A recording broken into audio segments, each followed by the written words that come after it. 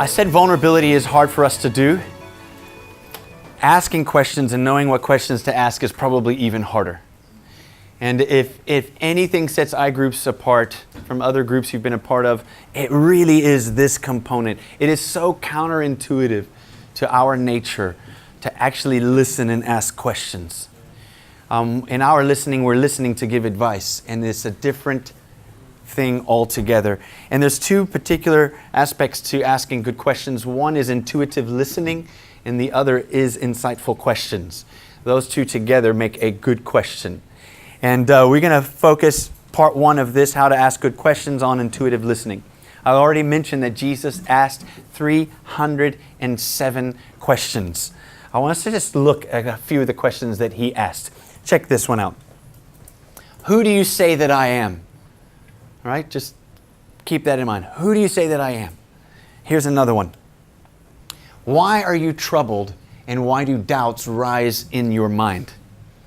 If you think about those two questions, he's getting at the heart of trust. He's getting heart of trust. One of the biggest things that we deal with, and this comes up often in iGroups, is people's inability to trust God. It's probably the cornerstone lie that the enemy gives us, which is God cannot be trusted. It's just, I love these questions because Jesus is able to go straight to the root. Who do you say that I actually am? What do you actually believe? Think about this question here. Which of you, if his son asks for bread, will give him a stone? He's getting to the issue of belonging.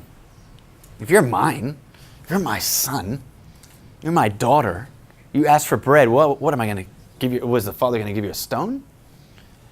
You know, the implication is there. You have to think about it. Wow, yeah, God would never treat me like that. He's getting at the heart of identity. Who do you belong to? And how's this question? What good if he gains the whole world yet forfeits his soul? The idea of purpose. What really is purpose all about? What's significance all about? Jesus was the master at asking questions, and they were extremely intentional. Study a few and you will go away in awe of Jesus, the man who could ask questions like no other. But in the ability to ask good questions, and particularly to listen well, you have to deal with your heart. And there's three particular things around the heart that I found I've had to work through. And the first is this, is that it's not about me. What happens in a situation when someone tells their story, now I want to ask a question, a good question. I can do often two things. One is I've actually already decided what I think this person's problem is, and I start to superimpose my opinion on that person, or even my story. I went through the same thing, and I just start going for it. I superimpose my story. The other thing that I can often do is I start in the moment thinking, how can I be really clever and ask a good question here? Both are making it about me. I start to figure out, how can I be clever?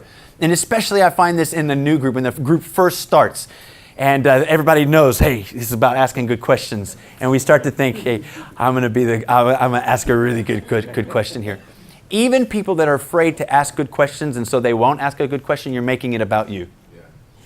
By not asking a question, you're making it about you.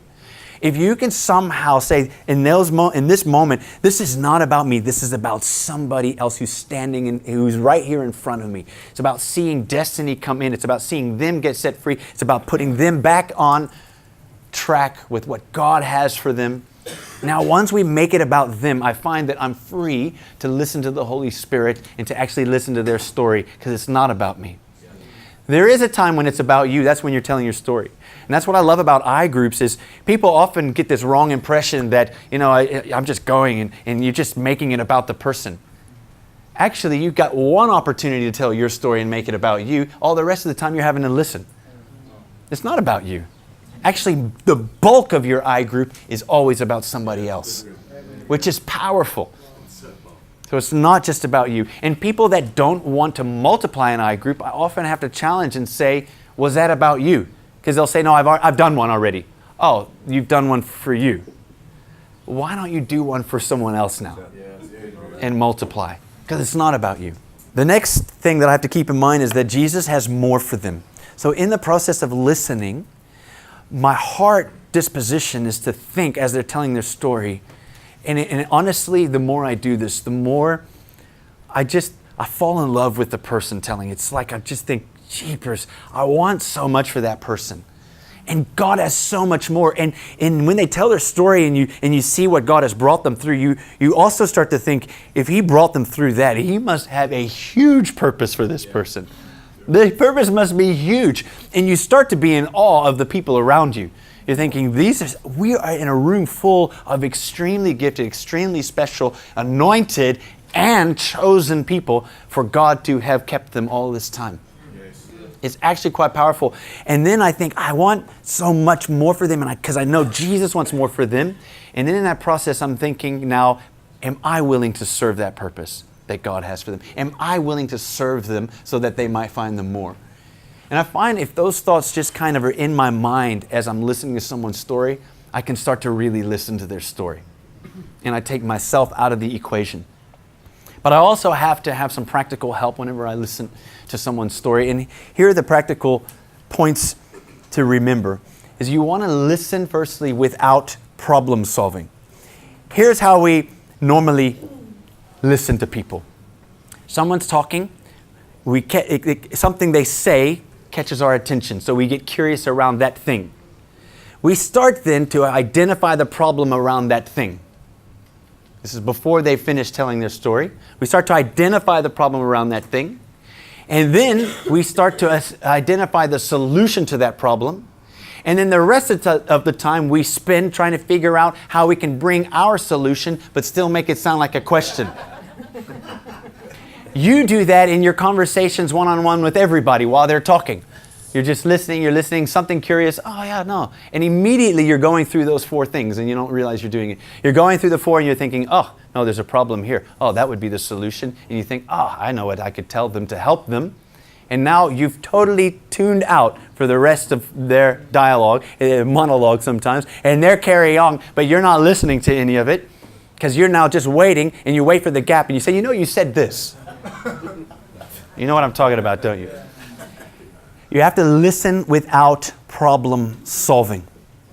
The next thing is to listen with curiosity. The first step when we try to, that I mentioned earlier, something catches your attention, that's okay. Listen with curiosity. You want stuff to catch your attention. And then you want to remember it because you're going to bring it up in the question time. You do want to remember it. But you just want to remember it. Sometimes I might take some notes. Practically, I might just take some notes so I don't forget, and I'll just throw that paper away at the end. I'll just make that note. I want to bring that up maybe in the question time. But I'm listening with curiosity. And there's something of a heart of this as well. I have found the more I hear, I'm actually interested in what people are saying. I just love it. Now, my son, when he was about 13, I had to really work on him in this area.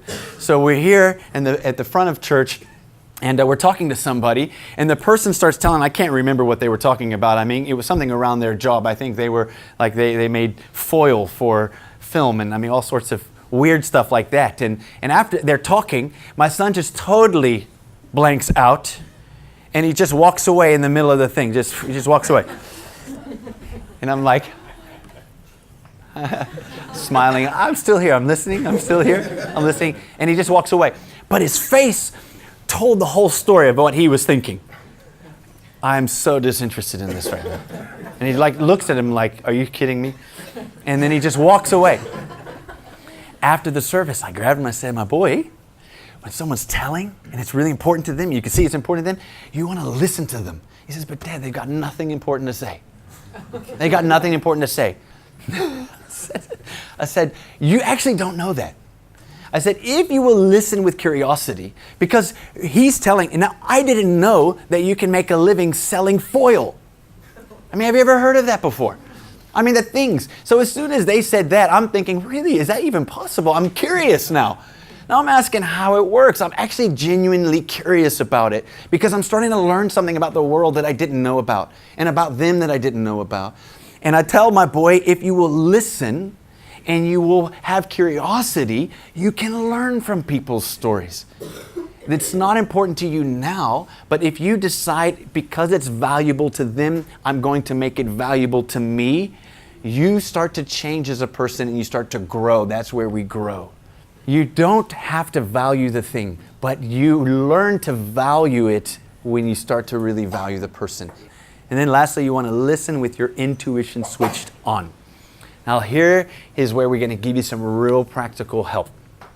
Whenever someone's telling their story, there are 5 things that you can look for. 5 kind of markers as it were. And I developed this, I took it and I changed it a bit, but from a guy named Tony Stoltzfus from his book, Leadership Coaching, great book. And I just put a model of a hand in it because it helps me remember and tweaks it a bit. But the first thing, if you think about a hand, and let me show you up here on the screen, think about a hand. When someone's telling their story, you're looking for things that they say in their story that are moments of self-discernment. And I put my thumb up like that. Would you just do that with me real quick? Just put your thumb up like that. So it's like I got this. Like I know what the main issue is here. So if someone's talking and they're saying and they're talking, they say, you know what? I've always battled with trusting people. I know that's my issue. That's like a moment of self-discernment. I might just write down self-discernment there. And they figured it out. So I can build questions around this. So I'm listening for self-discernment. I can build questions around that thing that they've already identified. Okay? The second one, if you take your finger, you go like that. I think of this pointer finger, kind of this, you can make a circle turn.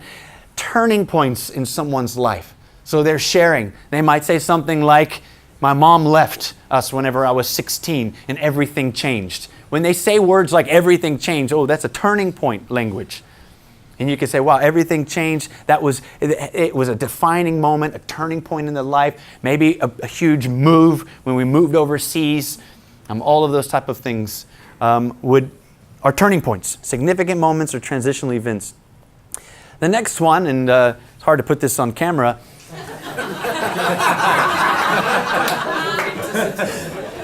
But the middle finger stands for strong emotions.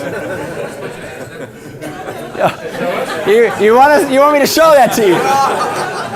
The truth is, as I've been dying to show it to you, and some of you specifically for a long time. So strong emotions, and you know who you are. No, I'm joking. Terrible, terrible, terrible. But a strong emotion, we understand strong emotions, but they can happen in 2 different ways. In someone's story, maybe something that they say as they're talking starts to evoke a strong emotion in the telling of their story. And we've had it where particularly when men start to cry, that's normally, I'll go for that first. I'll talk around that. I'll build questions around that. When they start to weep, that's a strong emotion happening. And I've seen guys when they've told stories and they started getting angry and they're red faced. That's a strong emotion. You can build questions around that. But secondly, a strong emotion can come out in the story itself, like the actual events. Someone might say, whatever, my dad just lost it that time and threw me up against the wall. That's a strong emotion in that scene, which would have affected that person. So that strong emotion, you can also build questions around it from that point of view as well. Then the fourth one, and I think about my ring finger. You know, those of us that are married will often wear a ring here. And I think about this in terms of values, and it's broken values. So when someone's sharing and they've got some broken values that they share, so they might say, you know, I'm a kleptomaniac. Well, you know, okay, that's a broken value. That's a universally, broken value. Everybody, universal problem there. You're a kleptomaniac. We can build questions around that. But there's also broken values in terms of godliness, in terms of their relationship with God. And if there's stuff that comes out and you know, this doesn't fit, this doesn't sound like the way that a son or daughter would act, who really understood their identity, you can build around their broken value. And then lastly, I think of pinky for pattern, a pattern. If, as they're telling, this is why it's helpful to hear, before you start asking questions, hear a big chunk of their story. It comes through, you start to see, and they don't realize often it's happening, but there are patterns that start to come out in their story. I will normally go for the pattern first, unless it's a clear, obvious, strong emotion. I would normally start there. So if I see a pattern, what I'll do when someone tells their story, often, especially in the first or second session, what I'll do is I will maybe get the group to identify those 5 indicators in that person's story. It becomes a little awkward. This is why I ask leaders to start the process so we can almost use them as guinea pigs to learn, because we're all still learning. So I might share my story, or someone else will share their story, and I'll say, before we get into the questions, let's just talk, what are some of the things that we saw, the 5, and I'll remind them of those 5 things. What are some of the things we saw? And I'll just we'll just dialogue around it. We'll say, well, when he told this story here, this self-discernment came out. Yeah, okay, great self-discernment there. And then they might say, well, there was a broken value here. Now the person's sitting there feeling really vulnerable at this point. They're like, whoo, there's all that they saw. They saw a lot in my story. And you have to bear with us in that moment, because it's a helpful thing to do. And then I'll ask the guy, okay, look, they've brought out about 7 different big things here. What do you feel God's highlighting on? What do you want to talk about? And then that person will say, you know what, whenever they brought that up, I need to talk around that. And now you really have a thread that you can go for in the question time. We'll talk a little bit more about asking questions. But those are the 5 indicators that I'm listening to when I've got my intuition switched on. All the while, I'm praying, Holy Spirit, help me to listen. What are you wanting to do here? What are you highlighting? So that's the first part, intuitive listening.